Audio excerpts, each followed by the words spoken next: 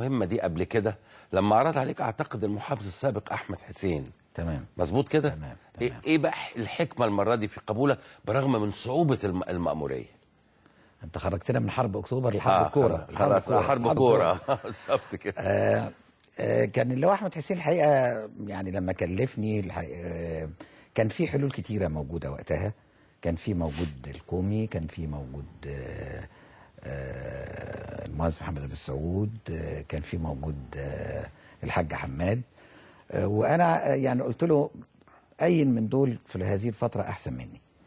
لان كان الكونسبت او المفهوم يعني ان لازم حد يجي يصرف يدفع فلوس. انا ما عنديش فلوس اصرفها، مش بخيل ولا حاجه زي ما اي حد بيقول. لا، انا يمكن فلوس عندي مجمدات، يعني عندي جزء من القريه الرياضيه بتاعتي.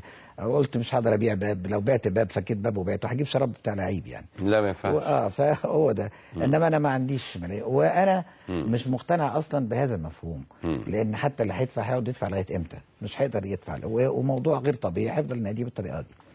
كان فكرتي فكره ثانيه خالص، انه نشوف موارد ثابته، ودي كانت فكره كنا حاطينها في التجربه بتاعتنا سنه 90 91. وكان في فعلا محلات موجوده اللي هي احسن مكان في الاسماعيليه حاليا شغال وكله، كانت اتاخدت من النادي الاسماعيلي واستقلت بسبب هذا الكلام وقتها سنه 91. نعم. والحقيقه قال لي طيب انا يعني مش شايف حد موافق، خليك يعني معايا لغايه ما نصل. وحاولنا محاولات كتيره، ما كانش في موجود غير المهندس يحيى الكومي ساعتها اللي هو اقر قدام مني وقدام المحافظ طبعا انه هيدفع 20 مليون جنيه، منهم 10 مليون جنيه تبرع و10 مليون جنيه هيبقوا دين على النادي الاسماعيلي. وحتى ساعتها كان المحافظ حسين قال له طيب اكتب لنا جواب او ورقه كده. فقال لي يعني صح دكتور رافض اكتب تعود على نفسي. قلت له لا ما يصحش يعني. ما قلت له طبعا لا ما تجيش يعني. انما ايه، انما انا شاهد عليكم يعني. وكنت شاهد فعلا هذه الواقعه ودي حقيقيه. وكانت اظن يوم 2 رمضان على ما اذكر يعني. ومشيت الامور وانا سافرت، انا قاعد في الامارات يعني ليا مكتبي هناك. وفوجئت بمكالمه من ان الموضوع ما مشيش يعني، او يعني جال المهندس الكومي ما كملش، ما دفعش التبرع، في مشكله مش عارف الحاجات اللي هي قريناها في الجرايد. الشاب الرياضه ما وافقش على السلفه، مش السلفه. فالحقيقه قابلته اول يوم العيد وقال لي انا يعني كانت اول مقابله له، شخصيه محترمه جدا وفاهم ودارس، وقبل يزن ما يبعت لي كان هو قاري كل حاجه عني. اشوف ما فيش، لازم انت اللي تيجي، وانا مش شايف حد عايز يغطي، الناس كلها بتهرب وده النادي بتاعكم وانت ما تهربش. ويعني سخني يعني استنفر فيا روح ان انا ايه، ان لا ده في رجاله في البلد وممكن وحبك واسماعيلويتك. وقال لي انا مقتنع ان ما في كونسبت ان حد يدفع، ده مش موجود. ف يعني ما فيش خلاف ان هيتباع من 3 ل 4 لعيبه وتكمل وتبتدي تحط اسس ازاي النادي يعتمد على موارد ثابته. وانا اقدر اطلع قرار دلوقتي.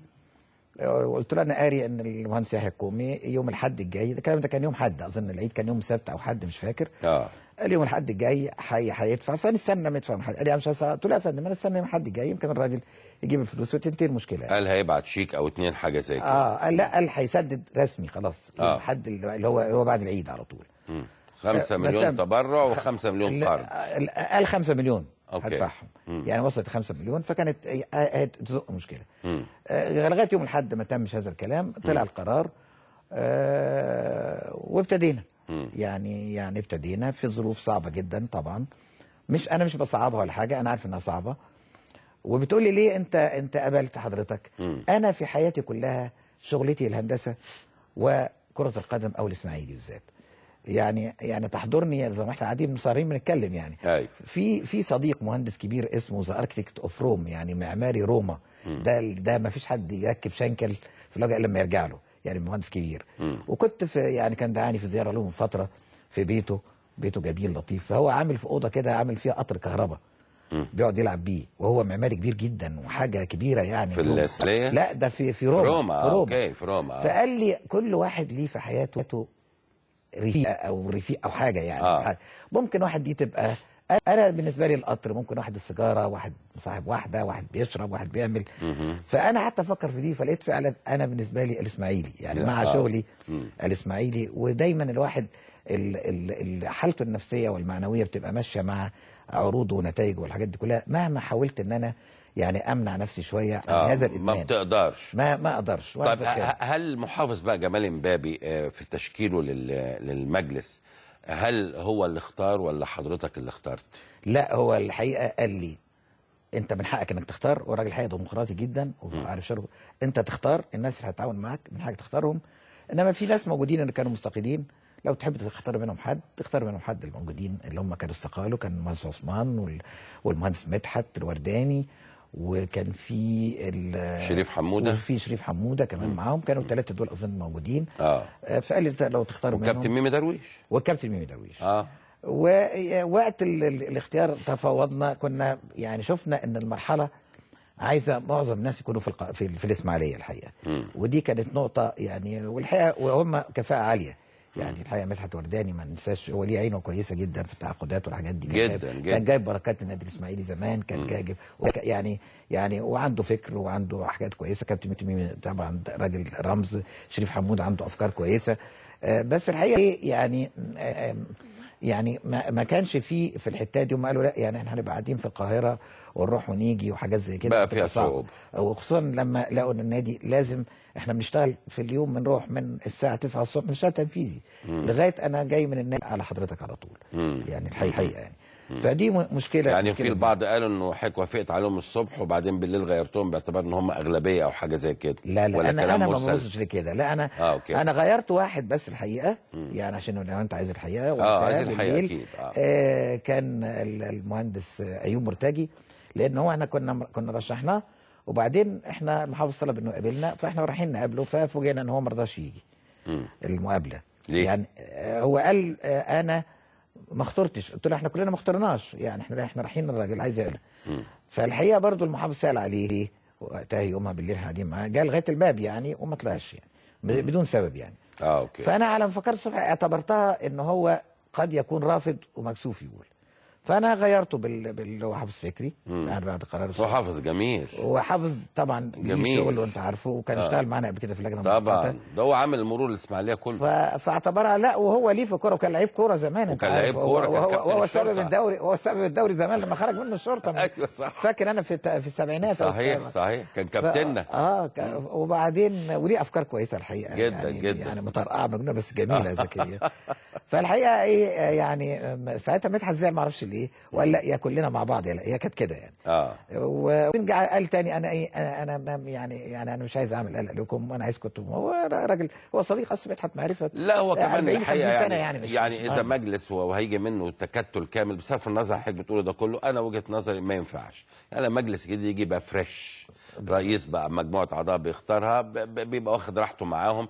لو جالك 4 مع بعضهم في مجلس سابق ما تضمنش الدنيا هتمشي ازاي، برغم ان كلهم اصدقاء وانا اعرف ادير اي تكتل. يعني انا يعني هو مش هقول الرئيس، يعني الليدر الصاحب. طبعا يعني يشتغل باي حد يعني. يعني يشتغل باي حد ما دام احنا عندنا هدف واحد محدد وكلنا معروف وعايزين نوصل لايه، فخلاص الهدف معروف. طيب هل حضرتك يعني رددت في الاعلام كتير الفتره الاخيره ان انت مستعد في اي وقت تسيب النادي الاسماعيلي لو في حد عايز يجي ويصرف ويعمل ويسوي؟ هل حصل منك تصريح زي ده؟ هو انا اولا ما بتكلمش في الاعلام كتير، يمكن انا تاني مره اظهر في الاعلام.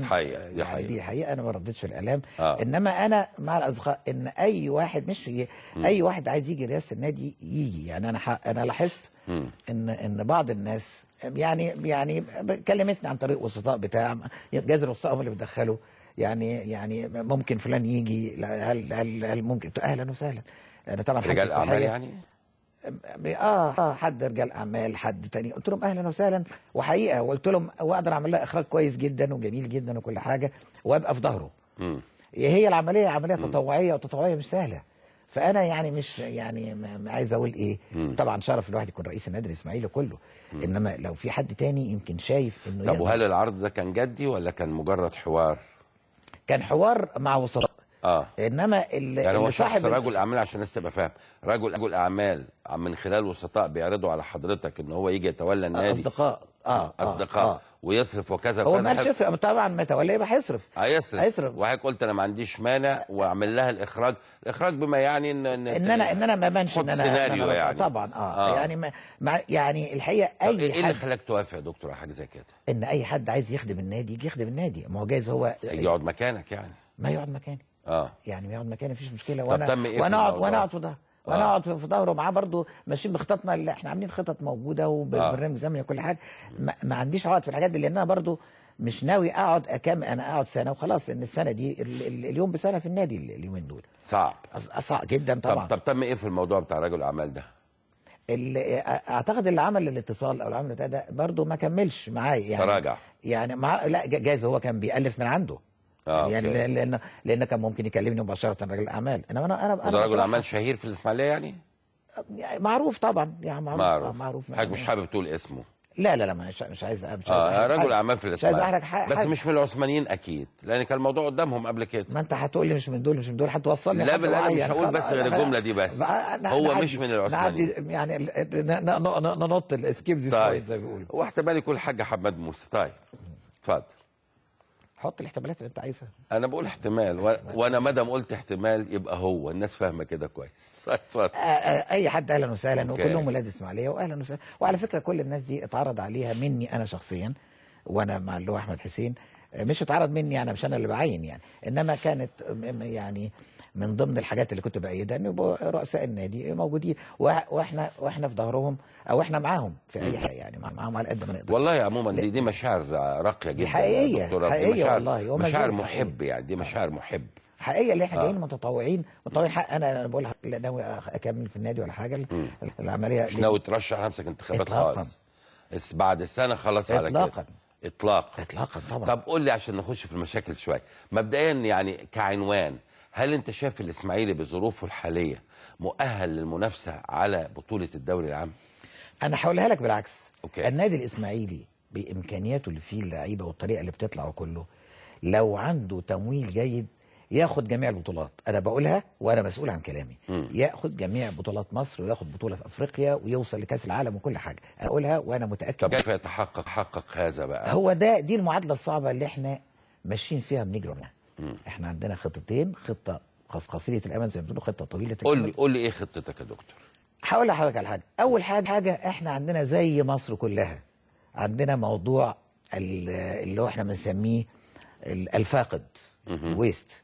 النادي الاسماعيلي، انا محافظه اسماعيليه، انا مستوى المحافظه عندنا مبنى محافظه قديم ومبنى جديد، الجامعه الجديده والجامعه القديمه، المحكمه الجديده والمحكمه القديمه، مديريه الامن الجديده ومديريه الامن القديمه. مظبوط. والقديمه مرميه. ما تيجي تقيم الحاجات دي كلها في تقريبا على الاقل حوالي 150 مليون في 26 محافظه، يعملوا 3 مليار يعني على طول كده. ادي حاجه. النادي الاسماعيلي عندي من الفاقد حوالي 30%. يبقى والفاقد والميزانيه السنه اللي فاتت كان حوالي 12 مليون، يعني انت لو 30% لو 20% منهم 2 مليون و400 يتوفروا. ادي اول حاجه. احنا محتاجين 25 مليون جنيه سنويا للنادي الاسماعيلي للخمس سنين قدام، يعني يزيدوا 10% كل سنه 25. كل سنه 25 مليون. يبقى النادي متوازن والنادي يحقق بطولات كويسه جدا. النهارده احنا بنتكلم على الفاقد. تعالى في التذاكر، مش معقوله دخل النادي الاسماعيلي السنه اللي فاتت في 16 مباراه لعبهم على ارضه 561,000. مش معقوله. ده انت يعني في داتا كده او في معادله في الدوري الايطالي مثلا، ان دخل المباراه يساوي اظن 1/4 او 1/6 من قيمه اللعيبه اللي جوه الملعب الاخضر، داخل الجيت البوابات. شوف احنا الفرق احنا عندنا شكله ايه. طبعا في تسيب جامد على البوابات، وكل واحد عايز يخش ببلاش، وكل واحد يقول لك الله انا طول عمري بخش ببلاش. ناس محترمه كده داخلين دكاتره مهندسين وبتاع، شيء غريب. يقول لك طول عمري يخش ببلاش، يعني عيبه ان هو يخش بتذكره. كما لو كان عيب انه يشتري التذكره. ده هو العيب انه يروح من غير تذكره. يعني فطبعا دي نقطه في نفس الويست. احنا طبعا موضوع الاضاءه والحاجات دي والديون للكهرباء والملايين موجوده. ده في اعفاءات موجوده للانديه من الكهرباء والحاجات دي، نشوفها فين يعني ندور عليها فين. المفروض نعفى من 75% منها. دي قيمه عاليه موجوده عندنا. عندنا من الدخل كمان الرعايه، هو الرعايه. ازاي النادي، معلش، ازاي النادي الاهلي يبقى 141 مليون في 3 سنين؟ النادي الزمالك 25 مليون في السنه، الاسماعيلي يبقى 3 مليون. طيب الاسماعيلي يا سيدي، انا قلت للكابتن حسن حمدي وانا بتكلم معاه في وكاله الاهرام، قلت له يا سيدي ادينا عشر الاهلي، ادينا نص الزمالك. نص الزمالك يعني 12 مليون في انما ما السنه. تقوليش 3 مليون. فقال لي ما هو طول عمركم انتم يعني موافقين حاجه مع الناس قبل كده، ما كانش حد بيتناقش معانا. طب ندرسها، طب وبعدين احنا دلوقتي ظروف ماليه وكذا كذا، بنحاول نرفعها. دي موجوده. طب اخر التليفون ما بينكم كان النهارده، كانت كواليسه ايه؟ كانت كواليسه يعني هنرفعها ل 4 مليون، 4 مليون وشويه. وانت عرفت منين اخر التليفون دي؟ لا معلش. كنت انت قاعد ساعتها بكلمك. لا ما كنتش قاعد. طيب دي حاجه عندنا برضو بنرفع هنا، بنرفع موضوع البث التلفزيوني، وحضرتك عارفه طبعا. وانا في اللجنه السباعيه، وده هيعلى ان شاء الله، هيعلى الحصص بتاعتكم، لان هيعلى الدخل. لان هيطرح، انت عارف هيطرح عطا واحد، يعني واحد بس، وهو يوزع بعد كده على القنوات. هي دي فكره جيده، بس هي مشكلتها انه الوقت بالنسبه لكم يعتبر جري. يعني انت النهارده حضرتك هتعلن امتى؟ الدوري يوم 14 ولازم تستنى وفقا للقانون مده معينه. درسناها دي، درستوه خلاص. اوكي، طب هتطرحوا امتى؟ خلاص هتطرح بكره، الاعلان هينزل اعلان بكره هينزل اعلان، ويبتدي الناس يجوا لكم امتى؟ خلال اسبوع، ممكن في نفس الجلسه تبت بالليل فيها، نفس الجلسه لانها مازالت خلال اسبوع. يعني بنتكلم على يوم 13، يعني قبل الدوري قبل الدوري. احنا طلبنا، احنا عملنا ريكومنديشن ان الدوري يتاجل اسبوع. ما هو انا عرفت ان لجنه المسابقات رفضت. هترفض ليه؟ ما برضه يعني ما هو راجع مواعيده وبتاع، قال لك الدنيا مقفوله خالص. ما هي لجنه المسابقات لازم تدرس حاجات، مش مواعيده بس، دي مبتديه الدوري ان كل 3 ايام مباريات حتى فنيا. انا اتكلمت قلت لهم فنيا ما ينفعش، الناس كلها هتطرقع في الاول اللعيبه. طيب فحسن حمدي مع سمير زاهر كلموا بعض وتوشوشوا وضحكوا. قلت لهم تضحكوا تتريقوا عليا؟ قالوا لا، يعني المهندسين بيفهموا اكتر من بتوع الكوره دلوقتي في كلامك صح. انت بتحسبها بتوازن القوه في الرجل وبتاع. فطبعا في الاول لازم نلعب، وبعدين نبتدي لما اللعيبه تسخن تبتدي يعني مبدئيا عشان ننتهي من القصه دي، لو حصل الطرح زي ما حضرتك بكره او بعده بكره. بكره يعني بكره بتتكلم في يوم 6 اللي هو يوم الخميس. هتطرح الخميس، يعني هتبت يوم 13 والدوري 14. يعني اللي حتى هيشتري وعايز يبيع القنوات الثانيه هيبيع امتى؟ ما هو من الاول بقى، هو من الاول هو اللي بيشتري، البيدرس هتلاقيه بايع. البيدرس هتلاقيه بايع. ما قدامنا كان حل من الاثنين، يا حل كده، يا حل تعمل اكستنشن، امتداد للي موجودين المتعاقدين. بس المتعاقدين معظمهم ما دفعش بقيه الفلوس، معناه ان انت بتقر بالطريقه بتاعته انهم برضه الجديد ما يدفعش. يعني قلت كده. لا، ما هو المبدا طبعا يعني. انا اتصور وفقا للرؤى دي احتمال الكابتن حسن حمدي مرتب اموره ان وكاله الاهرام اللي تشتري، وده وارد، وهي اللي تبيع، وده وارد. ليه لا؟ والله لو دفعت اكتر في المزاد هذا حقه، هذا حقه. بس هو التوقيت الحقيقه متاخر جدا. يعني احنا دايما حاجاتنا متاخره. يعني اللجنه السباعيه بتجتمع اديلها شهرين. انا قريب من الاحداث وعارف. كان ممكن جدا الاكشن ده يبقى بدري قوي عشان تخلوا الناس ياخدوا نفسهم. انا افضل اشتري وبعدين يبتدي يتفاوض، هيبيع بكام وهيبيع بكام ومش عارف ايه، وهل هيزود هامش ربح عالي ولا هامش ربح انتوا هتحطوا شروط في هامش ربح. كلها امور كثيره يعني كانت جديره بالدراسه. بس هي اتدرست لان الاول الانديه عملتها لجنه التسعتاشريه، يعني 19 نادي قالوا لا احنا ما فيش حاجه اسمها لجنه سباعيه. فدي خدنا فيها فتره لغايه ما مدوا اللجنه تاني. مدوا اللجنه تاني الاخر. فهي كانت داخله في كده. الى جانب برضو موضوع اشاره البث مع التلفزيون خدت وقت شويه. اتفقتوا عليه ولا لسه؟ ما اتفقوا الوقت. التلفزيون هيذيع ارضي ويذيع قناه فضائيه واحده. واحده فضائيه، ويدي اشاره البث نظير 13 مليون على ما اعتقد يعني. وبقيت 13 مليون توزعوا على القنوات كلها يعني. وبقيت الفلوس بتاع التلفزيون هيديها ساعات دقائق اعلانيه، يعني حتى مش هيدفع تلفزيون. برضه وكاله الاهرام. هو كابتن حسن هيستنفع من القصه دي 100% من كله. يعني اذا هو لا ياخد الدقائق، هو اللي هيسواها عن طريق وكاله الاهرام والحكايه. ما يسواها يعني اذا كان يقدر يسواها. يعني هو بيقول في كساد، يعني هو الكلام ما اعرفش. لا كساد مين؟ مفيش والوكاله هتكسب والمكافآت هتنزل على رئيس الوكاله والدنيا كلها هتتظبط 100%. لا احنا مش عايزين برضه. لا ما هو ده يعني. هو ده الواقع والله. ما هي مزايده مفتوحه، اللي عايز يخش. اكيد. اعتقد اعتقد في جهه اكبر، في جهه ثانيه هتخش غير الوكاله. طب ما تقول لي ما تدينا سبق. لا انا ما اعرفش، بس انا لا، ما انا قلت تعتقد يبقى عارف. انا يعني قناه ولا شركه؟ يمكن احدى القنوات الكبيره جدا اللي هي الرياضيه هتخش. مصريه؟ لا مش مصريه، عربيه. انا ليا تحفظات يا دكتور عليها، ولا بد ان هتبقى احنا مفتوحه مش مصفره. لا سيبك من هنحط مفتوح. كونديشن تبقى مفتوحه. لا هو لابد ان اذا كانت قناه عربيه داخله اه انت اكيد تقصد الجزيره، ما هو فيش اي محدش هيعمل اي اهتمام الا الجزيره. بل لابد ان يبقى في امور خاصه بالبلد وامور خاصه بالاعلام المصري وصعب جدا ان انت تدي سلعه مصريه لاحتكار عربي. يعني السعوديه نفسها رفضت تماما واقرت مبدا سعوده كره القدم، قال لك ده منتج سعودي لا يصح اطلاقا نبيعه لغير شركه سعوديه.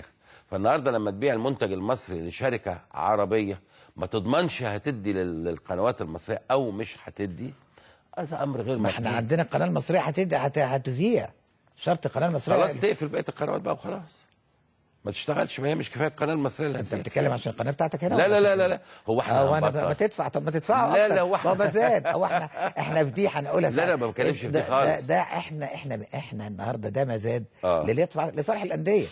انا موافقك في دي، انا موافق في دي جدا، لصالح الانديه اي حاجه لابد ان تتم. طبعا. بس لابد ان الاعلام المصري كمان من خلاله، وانا بتكلم هنا على وزير الاعلام، لابد وزير الاعلام يعلم ان الاعلام المصري ليس الاعلام الحكومي فقط، الاعلام المصري هو اعلام مصر، وعليه انه يحافظ على هذه السلع المصريه للمصريين اولا، هم القادرين عليها. يعني ايه المصريين بس؟ انا مش فاهم يعني الشركات المصريه يعني والقنوات المصريه زي ما السعوديه الاول ما تدفع ما تدفع وماله، كابتن ما مدحت. هو يدفعوا طبعا، ده طبيعي. طب ده عليهم القديم ما دفعوهوش يا كابتن مدحت. لا سيبك بقى، القديم السنه اللي فاتت دي كان كلها فاينانشال كرايسيس زي ما حضرتك عارف، كان في اضطرابات ماليه في البلد كلها.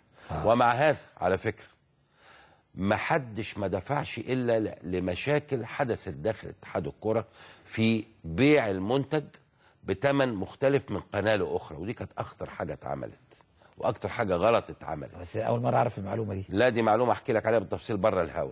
بره الهوا. بره الهوا، انا مش حابب احكي ده على الهوا. تمام. فتوقفت بعد قالت سويني لانه ما ينفعش تبيع. لا بعد التلفزيون المصري يعني. لا مش عارف التلفزيون المصري التلفزيون المصري ما تتكلمش على التلفزيون المصري.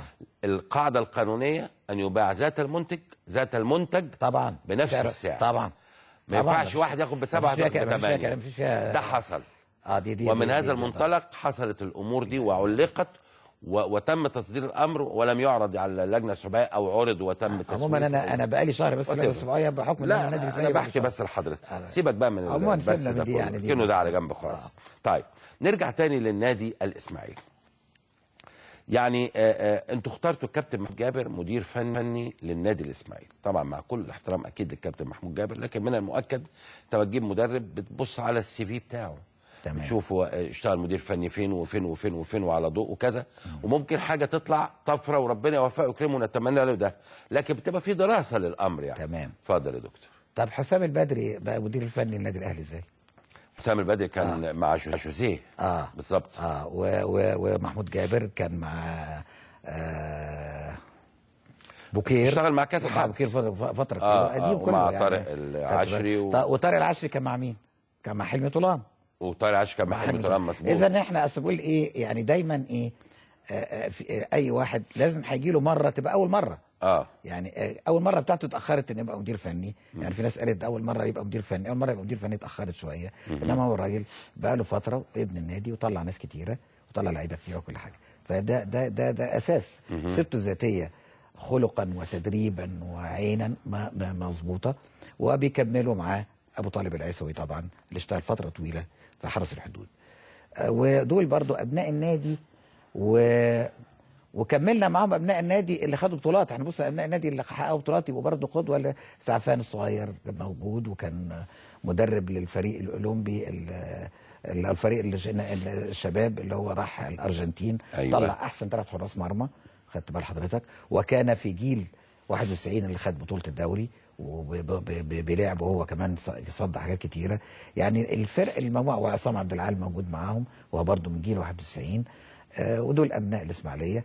يعني عايز في اكتر من كده ايه؟ ممكن يحدث طفره. لا يعني انت عايز طيب يعني بقول لك، يعني انت بتقول لي حسام البدري كان مع جوزيه، هو ده السي في بتاعه الوحيد مش كده؟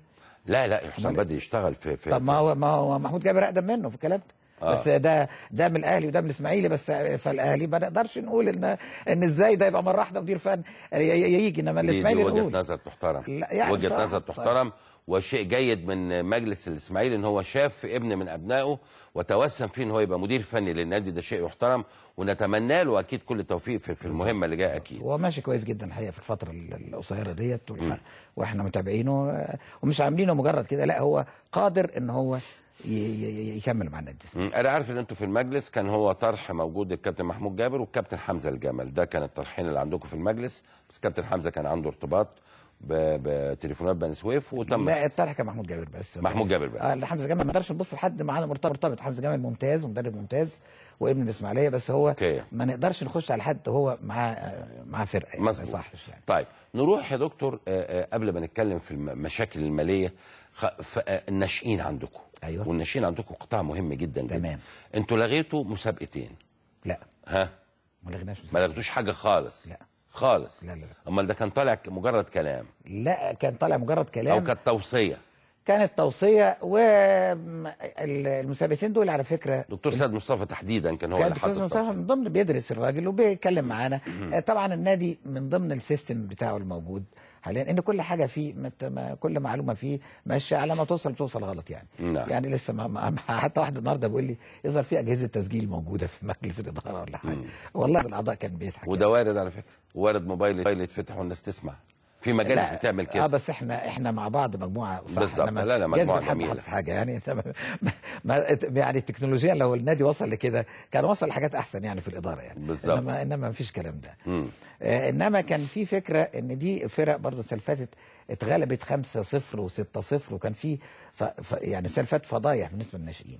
وفي نفس الوقت هو باصص ان دي فرق ملهاش مستقبل مع اللي تفيد الفريق الاول. احنا كل قطاع الناشئين ده عشان يفيد الفريق الاول مستقبلا. انما لقينا كنا اقترحنا طب هو ارتباطهم كم ماتش؟ حوالي 4 ماتشات 5 ماتشات.